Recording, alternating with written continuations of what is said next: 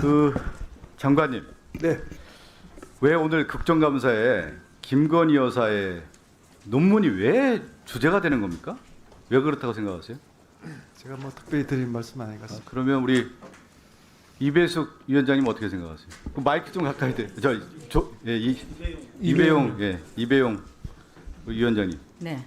왜 김건희 여사님이 오늘 논문이 네. 오늘 왜 국정감사에서 이렇게 많은 의원들이 얘기하는 겁니까? 저는 뭐 제 소관이 아니라 그래요? 생각한 소관이 아니에요? 우리 정대화 상임위원님 어떻게 생각하세요? 총장도 하셨잖아요. 마이크 좀 잡으시고. 표절 관행이 다수 드러났고 예. 그것이 이 정치 상황에서 전혀 해결이 안 되고 대학은 그 자기 자율성 범위 내에서 해결을 해줘야 되는데 권력의 눈치를 보면서 전혀 국민대나 속되던 진도가 못 나가는 이런 상황이 되다 보니까 이게 결국은 국정감사까지 끌려 나온 것 아닌가 이렇게 생각합니다. 네, 뭐 그런 의견 있을 수 있고요. 저는 제가 생각할 때 국정감사가 입법부가 행정부와 견제와 감시를 하는 거잖아요. 이 정권이 김건희 정권이기 때문에 그런 거예요. 김건희 여사가 모든 국정과 인사를 다 하기 때문에 오늘 김건희 여사가 왜 이런 인생을 살았는지, 왜 그런지 다시 소환하는 거예요. 역사의 소환인 거예요. 생각해 봅시다. 2020년이죠. 2022년 대선 과정에서 김건희 여사 논문이 다시 부각이 됐었죠. 상당히 논란이 되지 않았습니까? 그러면 그 당시 대선 과정에서 김건희 여사가 어떻게 했죠? 자신의 논문이라든가 경력에 대한 위조의 문제를 대국민 사과를 하지 않았습니까? 사과하고 그 이후에 대통령 영부인이 수신을 해야 되는 거죠. 자숙하고.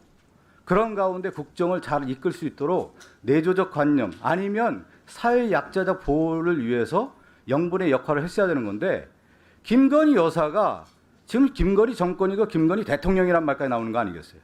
모든 일을 다 하고 있지 않습니까? 그래서 야당이 다시 역사의 소환으로 김건희 여사를 소환할 수밖에 없는 거예요. 그럼 김건희 여사가 어떤 전철을 밟았나 다시 조사해야 되는 거 아니겠습니까? 그 근본적 원인이 여기에 있다. 그렇게 좀 생각하셔야 되는 거예요. 단순하게 김건희 여사의 숙대 논문, 뭐 국민대 박사 논문의 문제가 아니라 본질은 거기에 있는 겁니다. 그렇기 때문에 김건희 여사가 다시 화두가 되고 이번 국감이 김건희 국감이고 교육부만의 문제입니까? 지금 김건희 여사에 관련된 문제가 행안부의 공천 개입, 선거 개입 문제가 있고 국토부의 양평고속도로 문제가 있고 곳곳에 다 있지 않습니까? 왜? 정권의 실세이기 때문에 이렇게 된 거예요. 그걸 명확히 알아야 돼. 본질이 거기에 있다. 그렇게 생각하고 또 하나는 교육과 정치의 공통점은 뭡니까? 장관님. 교육과 정치.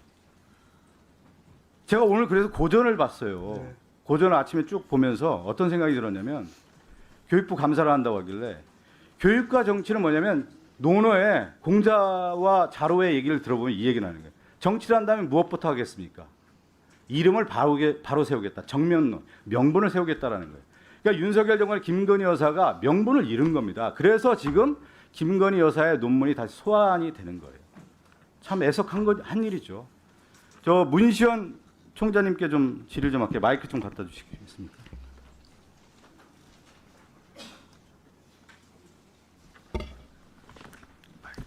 일어서시기 불편하시면 그게 앉아서 안 하셔도 되겠어요? 됩니다. 네, 불편하시면 앉아서 하셔도 됩니다. 저는 총장이 참 곤란하다고 생각이 들어요. 석사 논문 여러 뭐 실수도 있고 잘못된 부분도 있었겠죠. 깨끗이 저는 정리했으면 이 문제가 안 된다. 그리고 숙명여대에 부담을 안 줬어야 된다고 봅니다. 이 문제가. 그렇고 숙명여대도 이 문제를 깔끔하게 정리했으면 여기까지 안 온다고 봐요. 제가 아까 얘기했는데 이게 김건희 정권이기 때문에 오늘날 국정감사가 이번에 끝날까요? 내년에도 되고 계속 앞으로 몇 년 더 갑니다. 제가 볼 때. 역사의 소환이라는 말씀 제가 드렸잖아요. 그런 면에서 저는 총장님께 한번 질의를 드려요. 장윤금 총장의 길을 걷지 않았으면 좋겠다. 한 말씀 해주십시오. 문시현 총장님. 네. 지금 연진이가 새로 출범해서 일을 열심히 소신껏 하고 있습니다. 대답 다 하셨어요?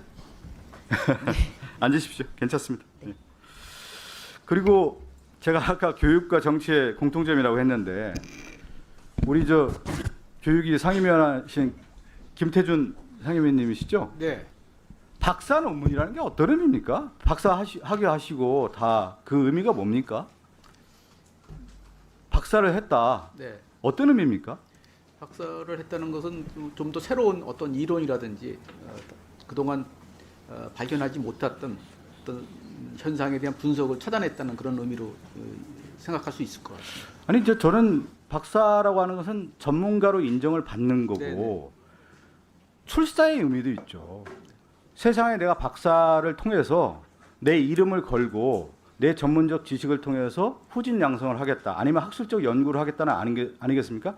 그 박사는 어떤 의미냐면 공인의 길을 걷겠다는 의미도 포함되어 있는 거죠. 그래서 우리가 박사 논문을 철저하게 검증하는 거 아니겠습니까? 저는 오늘 국민대 이사장인 김지용 이사장 비겁하다고 생각돼요. 이 자리에 나와서 얘기를 했어야죠. 저는 사실 김건희 여사 이 논문에 대해서 별로 관심이 없다가 오늘 교육이 와서 여러 이제 자료를 보다가 옆에 우리 김준혁 의원님이 논문을 가져왔더라고요. 논문을 쭉 봤더니 저는 정말 이해가 안 가요. 이 논문 지도교수도 그렇고 여기 계신 분들이 한번 이거 보십시오. 깜짝 놀랄 일이에요. 박사 논문 41페이지부터 126 마지막까지입니다. 각주가 하나도 없어요. 각주가. 각주라고 하는 것은 참고문헌, 내용의 출처, 해당 용어, 보충 설명 다 있어야 되는 거 아니겠습니까? 대학자입니까? 41페이지부터 126까지 논문에 각주가 하나도 없어요. 각주가 있다고 하면 초기에 27번까지 있습니다.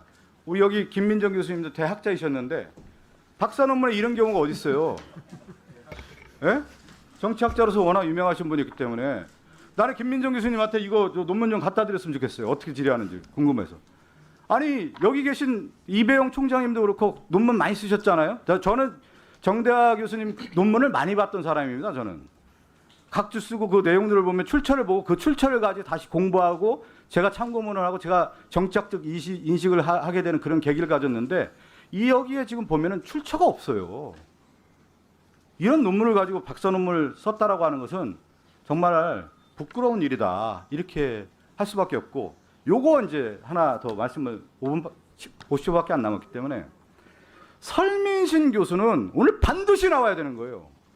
왜 나와야 되냐면 설민신 교수가 2008년도에 학회지에 냈던 골프 연습장 이 논문을 2009년에 김건희 여사가 디지털 콘텐츠의 이용 만족이라고 하는 논문을 변용해요. 그렇게 했고 아까 또 얘기를 했죠.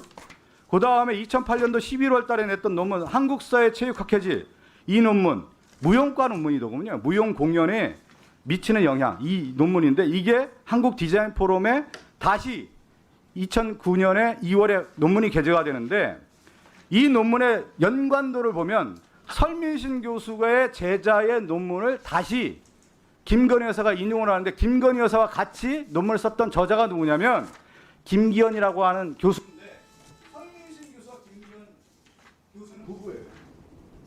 가족 논문이에요. 가족 논문.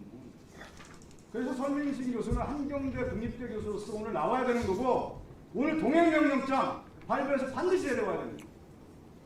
이런 경우가 어디 있습니까? 부부가 논문 도와주고 이렇게 해서 논문 서로 게재해서 이런 경우가 있습니까?